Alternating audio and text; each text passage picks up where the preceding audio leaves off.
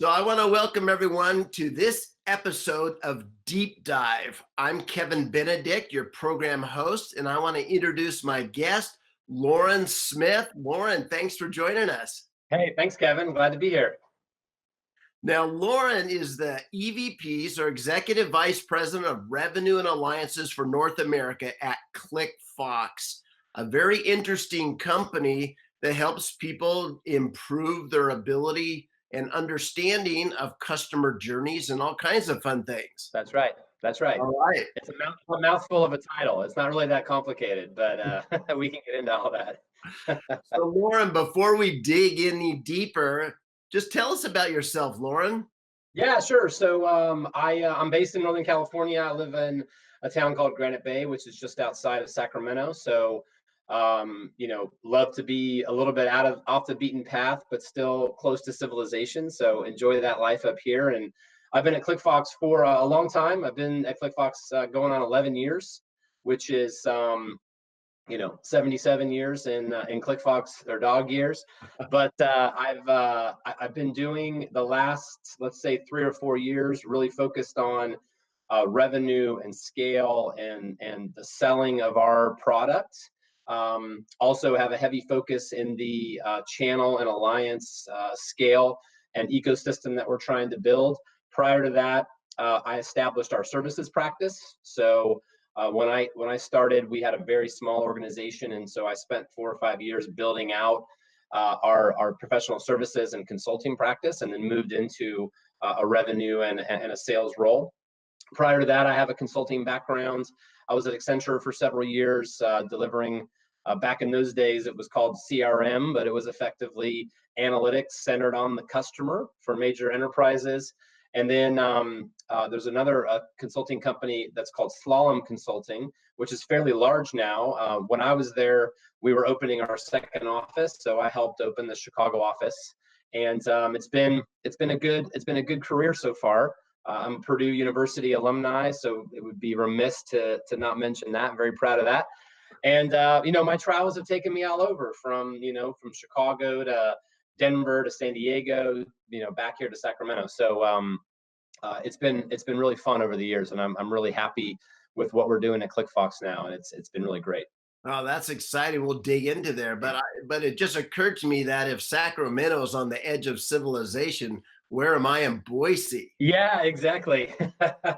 Well, I wouldn't say the edge of civilization, but it kind of keeps me out of the Bay Area madness a little bit, but close enough if I want to get my fix that I can go down there and get some business done or have some fun. So. Oh yeah, I'm just, I'm an hour and 20 minutes away from Silicon Valley, and I'm there half the time anyway. Right. So, Right. Yeah, it's easy. So Same thing.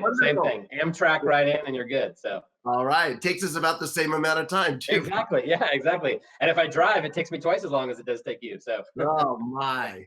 So again, thank you for joining us, Lauren. Now let's just dig in and say, over this almost 11 years you've spent with ClickFox, talk to me about how you've seen the whole process of sales and marketing change.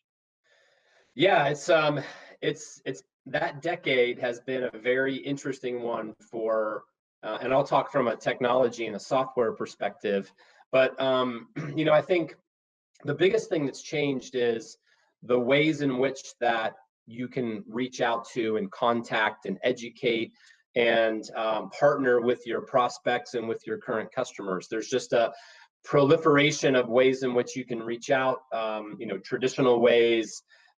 In the last 10 years, social media, social selling, social connections. It sounds kind of silly to say because it's such a core of what we do today, but in 2008, it certainly wasn't. So the ability to leverage LinkedIn and Twitter and all those different ways has changed dramatically. I think so that's from a vehicle perspective. I think strategically, the market is extremely educated, extremely savvy. The amount of data and information and ways in which for a consumer, whether it's an enterprise or an actual human being, to understand what you do as a business has exploded. So it means that you've got to be very specific and targeted and the consultative approach to selling, which has been around for 50 years, Right. has a whole new meaning now, where I have to know what Kevin wants, and I have to know what Kevin is really trying to accomplish, and realize that there's a lot of ways that Kevin can solve that problem, right? Mhm. There's if you're trying to build a deck, there's not one hammer you go to the True Value and buy anymore. There's 75 hammers, and you need to find the right one for the board that you happen to be hammering that afternoon. So I think there's a combination of complexity, because there's a lot of folks out there in the market trying to sell things. There's a lot of information, but I think the way in which you can get your message out and get content distributed and really engage and partner with customers actually makes that complexity a little simpler, right? So in a world of all kinds of options, you're able to actually tailor, more so than you could 15 years ago, your solution to the right buyer, which I think makes it a little more fun, and a little bit easier, right? Oh, absolutely. And because of the complexity and because of the desire to personalize, you have to use tools, don't you? There's Without no a doubt. way an individual or a human's going to remember that for a There's no large way. number of people. That's right. There's So, no way. yeah. So, talk to us about, why do companies call ClickFox? What are the problems they're actually trying to solve when they get a hold of you guys? Sure. Well, there's two answers to that. There's the problem that they say they want to solve, and then the actual problem that they're trying to solve. But a lot of our initial conversations come from a need to really leverage data to drive change in the business. And that's a very broad statement, and there's 1,000 companies that say the same thing. But the bottom line is that there's immense amounts of information that are getting stored and tracked and logged in these major enterprises. I mean, to unbelievable levels, there's information that's out there. And there's been almost equivalent unbelievable amount of investment made internally in organizations to mine that and analyze that and really interrogate that data to understand where are our opportunities to improve as a business. I think what's happened is that those two worlds haven't met, and the investment in saving all this information and trying to get value out of this information, those worlds haven't aligned in the way that I think folks had hoped they were. Mhm. So a lot of our calls are from business owners, heads of retail banks, heads of property and casualty insurance, owners of the digital channels for different wireless providers, as examples. And they're basically coming to us saying, I need to understand how my consumer is experiencing my enterprise. And I know I have all the information, but I can't bring it together in a salient way. And I'm looking for a technology. I'm not looking for someone to come in and necessarily do it for me. Right. I'm looking for a technology that helps enable my smart people with all this data that I have to actually really understand what is happening across all these disparate interaction points, across all these disparate data points.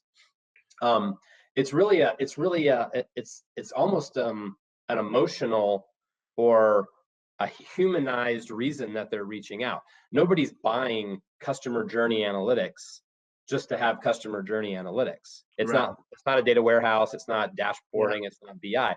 They're trying to say, my customer is the most important asset that I have, and I don't understand how they're experiencing my enterprise, and it's Mm. driving me crazy, and it's costing me money, and it's costing me consumers, and I need some help.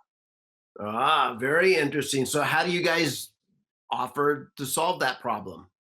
Yeah. So again, our positioning is all about what I just said. Your Yep. most important asset is that customer. It Yep. doesn't matter. Nothing else matters as much as that consumer. Not only emotionally, but financially. Those guys go away, and you're toast, right? Yep.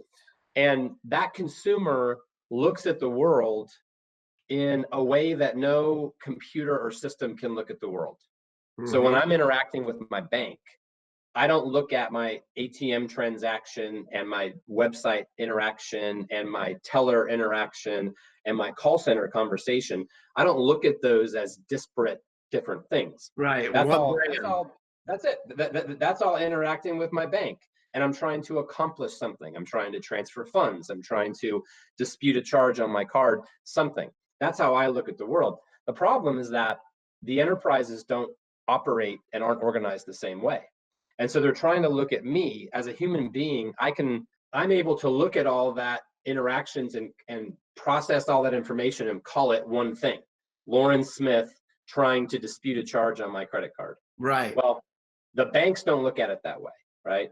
Not only technically, but even organizationally, they are set up in individual channels. And what's happened is that's how those businesses were designed, right? It started with, I'll continue a banking example. It started with a branch, and then they added a call center, and they took all the branch activities and tried to replicate it in a call center. Then they added a website. They took all the call center activities and tried to replicate it in a website, mobile app, so on and so forth, right? So they're very siloed, and the way in which they try to understand how I behave is very, very difficult. So what ClickFox does is come in and says, okay, let's take all, you have all the data. Let's take all that information about how your consumers interact across channels, and let's build you a view and a capability to understand from your consumer's perspective with real data how those interactions are occurring. Where are there friction points? Where am I frustrated? Where am I causing you unnecessary costs in your enterprise because I try to self-serve and I can't, and so on and so forth. Interesting. So talk to us about and help us understand the definition of journey in your world. Sure. When does a journey start? When does it end? Good What, question. how do you understand what are the significant data points within a journey? Is it a 18-step journey or a 97-step journey? Right. Talk to us about that concept. Yeah. So it's interesting because I go back to your first question, which is what's gotten easier. How is selling changed, right? Yeah. Well, 10 years ago, we were educating people on what the heck a journey was and why you needed to look at your business in a connected way. Right. Today, that's not a problem. Everybody gets it. Now the challenge is the journey space, I use air quotes here, is extremely complicated. It's extremely complex because there's all kinds of different factions, often warring factions. So from our perspective, a journey is simply context. That's all it is. There is a set of interactions that, and actually, to be honest, it goes back to any piece of data. Data can be pieced together in any fashion. We happen to focus in the customer journey space. Yes. So you can interact with let's say your energy provider any number of ways across any number of channels. And to your point, that may happen in one interaction on the mobile app in 45 seconds, or that may happen over 37 days across 6 phone calls, 4 live visits, 19 web visits. But you still might be trying to do the same thing. That one interaction might have been paying my bill, and that second interaction may have been trying to pay my bill. That's still the same journey, right? Yes. The journey is nothing more than the context from the consumer's perspective of what they're trying to accomplish. So things like there is no low in my opinion, there is no such thing as a low satisfaction journey. There are journeys that end up in low satisfaction, right? Yes. There are journeys that end up in a customer churning, but there isn't a churn journey per se, right? It's an outcome. So it's context. It's the context of why I'm doing something. Why am I interacting with you? I'm trying to buy something or service something or understand something better. Got it. So I imagine a lot of that is focused on marketing. So understanding the marketing, bringing them through, awareness and acquisition and adoption and advocacy and all that kind of stuff. And you could say those are some broad kind of themes within there. But let me ask you a more specific question. How has the subscription economy kind of changed people's understanding of journey? Yeah. So, so I think that there's a couple answers. In the subscription economy and the paradigm that comes with that, where commitments are less and expectations are high and competition goes through the roof.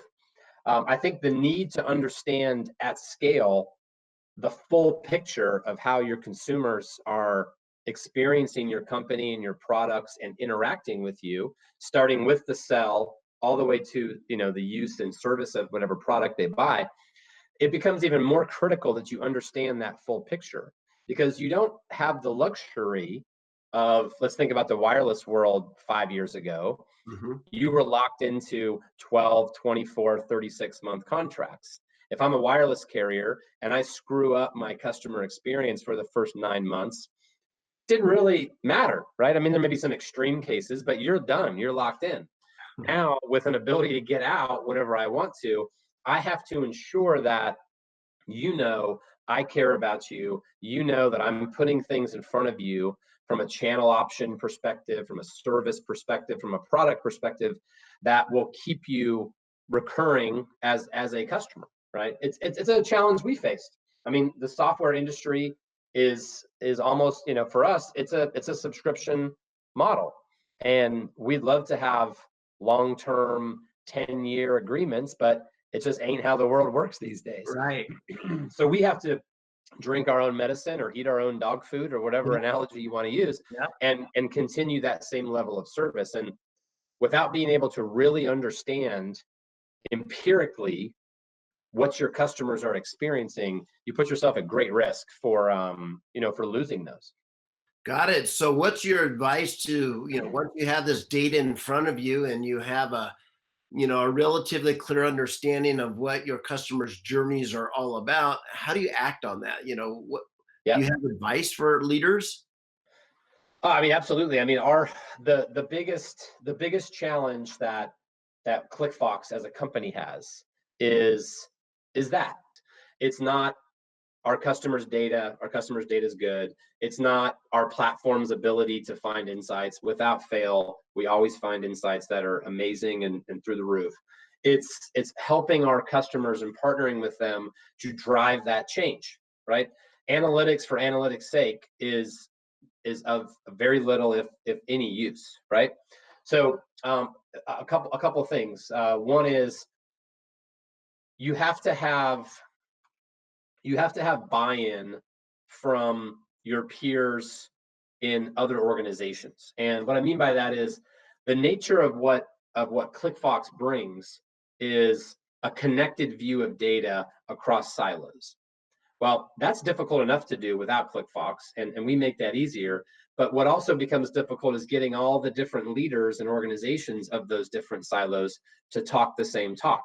Yes. So being able to sit down in a room and say, we're not going to analyze what's wrong with the website today. We're going to analyze what's wrong with card activation today, independent of where it happens. And I need the marketing guy, and I need the call center gal, and I need the website person. I need them all in a room to talk about that. So Yeah, because our scores are going to suck no matter whose responsibility that's it right. is if it's a Well, bad that's it. experience. That's exactly right. And so that's an easy thing to say. It's often hard to do, but it Yeah. can be done. It doesn't mean you have to reorganize. It doesn't mean you just have to get folks on the same page to say, are we really going to go solve this problem, or are we going to continue to stay within our silos and just worry about our own individual MBOs Right. and Right. pretend like nothing's happening, right? I'd say the other thing is really you need, most organizations today are making decisions, even with the ridiculous amounts of data that they have, they're making decisions on very small pieces of information and very small insights. So they'll make a decision, a major wireless company will send out 10,000 surveys, and they'll make major decisions on the results of those 10,000 surveys, even though they have 70 million subscribers, right? So you need an ability to get everything. And I know that sounds daunting, but boiling up everything into a really empirical, fact-based answer can help you build business cases to justify your spend with the CFO, can Yeah. help you really understand in detail what are the levers we have to pull to go get that done. And then the last thing I'll say is you have to measure the results. And again, Mm. that's the Captain Obvious statement of the year. All the recent business school grads that are watching this are probably like, well, yeah, of course you got to measure. Well, nobody does. Nobody measures stuff, right? And it's not because they don't want to. It's because they don't have the data and the ability to say, I turn knob A on Monday. Let me go look on Friday and see exactly what happened with that change. And so you need a fact-based way to not only size, but also measure the benefits of, so you can continue to get these wins and build this program, right? Right. So, Lauren, talk to me about the utility of your ClickFox environment. Is it used in real time, or is it really a step back and study what has already happened? Yeah. So, I mean, the answer is both. The majority of our customers are giving us data every day, so on a daily basis. And I'd say 95% of our customers are taking information and then running it through ClickFox on a daily basis, and they're using that as a interrogation analytics backwards looking type of approach. Um, on the real time side, part of our challenge is that there's so much information to connect. Our value prop is taking all this data that's never talked before and making it talk. Oh, And by the nature of that, it's difficult for enterprises to stream all that information and package it all up and send it in a more real-time way.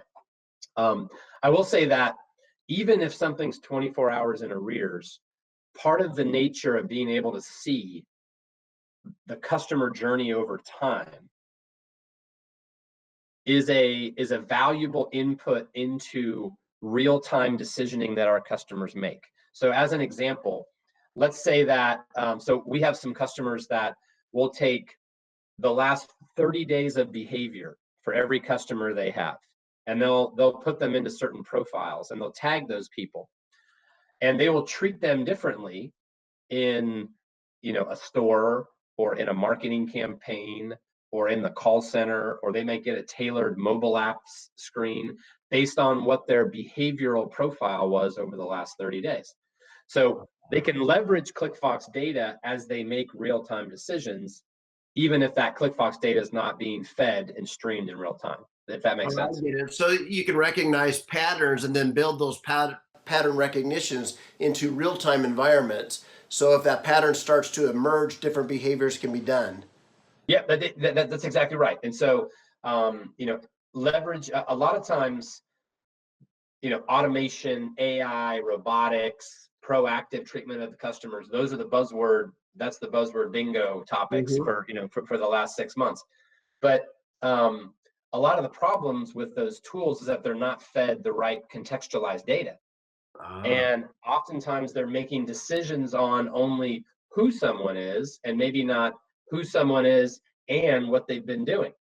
And so what we can provide are basically variables into those models that say very specifically, here's what Kevin has done, here's the order it happened in, here's the time it took him, and all of that data and those attributes can be leveraged to say, Kevin needs to get offer A versus offer B, when we're trying to promote some new product or some upgrade or something like that. mm. Thank you for sharing that. And so, Lauren, because your title is both EVP of Revenue and Alliances, I'm going to mix those two. And I'm Sure, going to ask you this question. You at the center may have all kinds of capabilities. You're using ClickFox, you have visibility, you have data, and you're doing journey analytics. But how do you take that same value and benefit out to the channels? Because I know a sure. lot of companies, 70% of their sales are done through their channels. So that means 70% of their sales are out in an environment that's not covered by corporate marketing, not covered by all the cool Yeah. tools that corporate has. And so you're like, man, is there any way I can extend some of the power of the stuff I'm doing out through my channels? How do companies address that? Yeah, so it's immensely valuable if you can crack it. It's very hard to crack in some cases. I think there's a couple of things that we found, right? So you have to, and we've learned lessons the hard way. We've got some bruises and scrapes from doing it wrong. We've got some wins from doing it right. But the number one thing that's important, and again, this may sound obvious, but people really need to have it sink in, is it has to be 100% equitable between the two companies. If there's a a faux equity, and you really, I'm small, you're big, and I expect you to walk me into every account, and vice versa, it's just not going to work. And so there has to be true equity up front, and that's very hard to get. But if you find it, it's important. Um, I would say that you also have to make a decision if you're looking to scale through channel. You've really got to sit down and figure out, what's the right organization to help me do that? And am I ready to do that with some organizations? So if you think about, for a company like ClickFox, which is a smaller analytics platform, we found there's really two paths, right? One is you find smaller, more boutique firms that are really interested in wrapping their arms around journey analytics and get really excited about, the potentially, uh, you know, evolving amount of revenue that may come out of that, right? Yes. Yes. The other side is you've got your huge SIs and consulting firms, right? Your Capgemini, Accenture, PwC, those guys. Very exciting. And we've had some great success with those guys. And you just need to be ready for what that means. It probably means a dedicated resource. It Yes. means that they're going to bring you a crush of interest and of meetings and of opportunities that you need to be ready to grab. And if you're Yeah. not, they're going to move on, right? Yeah. Because they've got P&Ls to run, and you know they need to see line of sight to big dollars Yes. to do that investment. So again, it's really assessing, where do I fit and what am I ready for? Am I going to invest in channels? Then Yeah. you probably need someone to run that.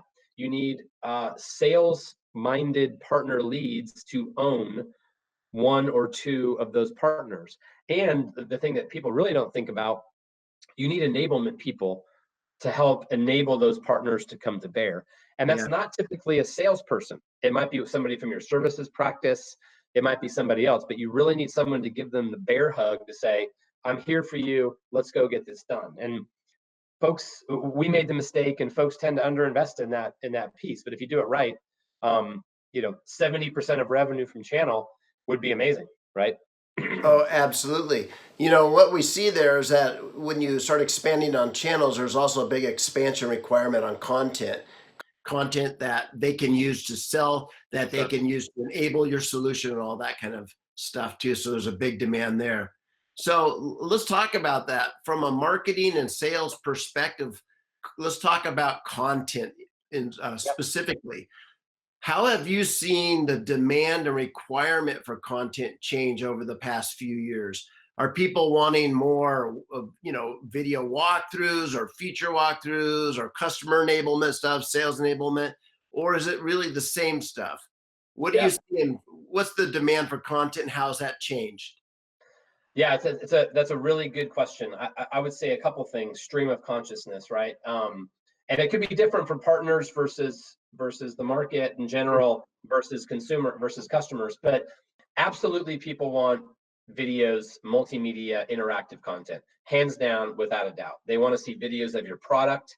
They want to see people using it. They want to see customers talking about it. And it honestly, there's a lot of the kind of cartoony 1 minute, 2 minute videos, which are great. But what we found, people want to see the thing in action, and they don't care if it's grainy. We've started to have some of our customers actually record themselves in Google Hangout or GoToMeeting or something using our product, and then we'll edit it up, get permission, and share it. And it's not going to win any cinematography awards, but it's really valuable because it's real. So Yeah. I'd say that for sure. I think people are growing tired, honestly, of blog posts and what I'll call kind of half-baked white papers. Yeah. People want white papers if they are legit and really thoroughly thought out. Let's say McKinsey level Yeah. white paper Yeah. stuff, right? They really crave that. Um, so actually, I've never thought about this, but there's the spectrum, right? You've got this multimedia, quick hit, Yeah. engage, and then you've got this deep knowledge, insights, something that someone can really sit down for half an hour and sink their Yeah. teeth into and get value out of. And everything in the middle, we find to be pretty ineffective from our perspective, right? Um, the other thing I would say is back to your first question around how things have changed. Um, Social media has made it uh, too easy, probably, to get content out. Mhm. And it's not a bad thing. It just means that things start to get a little diluted and watered down. Yeah. So finding the right swing for your customer base, your prospects around what they want to see is super important. And I would say that more content probably isn't the answer, but getting the right content to the right people is what the challenge needs to be, right? So I Got wouldn't it. spend all day. Curated content into the hands of the right people.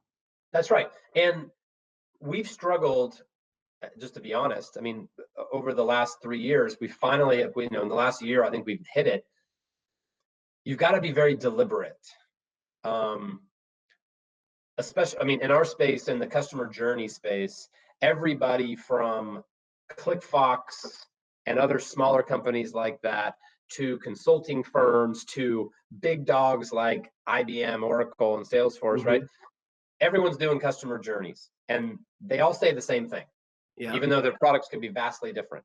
A survey tool might have the same content as ClickFox on their website, even though we're entirely different things. Yes. So what we've learned is to be very deliberate, and it's hard because you feel like you're not being strategic because you want to talk about the big picture, but people really want you to say, this is exactly what I do, this is exactly how it works, and Yeah. I don't care about your thesaurus, right? I just Yeah. tell me what you do, because Yeah. it needs to sink in 10 seconds, right? Yes. Oh, that's great insight. And thank you for sharing that Yeah. because you're the expert because you're talking to all these guys every day. And those little nuggets, like you just shared there, I mean, where do you get that except from experts? Yeah, well, yeah, and we're in the the trenches every day trying to figure out what resonates, what works. Yes. Our only job is to make sure that we're solving our customers' problems in any way possible. Hopefully, that's with our product, but we're out there trying to figure out what are the issues that they're trying to solve, and how do I line up what we do with those issues, and then the biggest thing is how do I bridge that gap to communicate. Absolutely. That's the new issue is not can I solve your problem? How do I educate you that I can solve your problem? Right? Absolutely. So the last question here, and this is not one that you and I really talked about earlier, but I think it's something Uh-oh. that our conversations led to. Wild card. Influ- Influencer marketing, Lauren. You know, Yeah. because people can't read everything. They don't like the stuff in the middle. They want real content like McKinsey style reports or Yeah. simple, real quick idea starters that might be an animated video on a concept or abstract technology. But influencers, those that they just perceive are the experts, they want to keep going back to the well. How do you guys engage with those? And what's your thoughts around influencer marketing? Yeah. So it's the path of least resistance, right? To getting to bigger people, of course. So the challenge is finding in your industry with your customer base and prospects, what's the best way to go get that done. So we've got a couple, right? We focus a lot in two spaces. One is we're an analytics product. At the core of what Mhm. we do analysis. We're taking data and we're allowing our customers to interrogate that and take a position on that data. So we go after analytics experts, right? Somebody that can give us the credibility of their legitimate kind of mathematical and scientific reputation, right? That says ClickFox they've got the juice, it's real, they've got all the right stuff, and this is really the right way you should do that. So think about that from a Mhm. technical perspective. Then on the other side, we go partner with a lot of our customers. We try to turn into influencers, Oh yeah. and we're very proud of our customer base. It's a blue chip base of massively successful companies, but we try to get some of our customers and help them grow their brand, and at the same time talk about all the great things that we're doing. So there's this symbiotic relationship there. So we've got executives at a lot of our customers that have a desire through their corporate communications team or individually to become an influencer in the market, and we'll try to partner with them and feed them information and content that helps them become that influencer themselves on the business side. Mhm. So, we do a foundational thing around legitimizing our product as something that everyone needs to look at from an Mhm. analytics perspective, and then you get a little bit more of the emotional side of things from the executive saying, we use ClickFox. Don't worry about how it works. We solved this problem with Journey Analytics. And Yes. this guy says, here's how it works, right? So Yeah. there's kind of a mix that way. Oh, that's brilliant. Well, I want Yeah. to thank you so much, Lauren, Yeah, of course. Thank you, Kevin. pulling back the curtains, and because you're talking to these guys every day about these problems and you're solving things. So to Yep. be able to pick your brains and get some insight is extremely valuable to all of us. So thank you so much for sharing. Yeah. Thanks, Kevin. I appreciate it. It was a good time.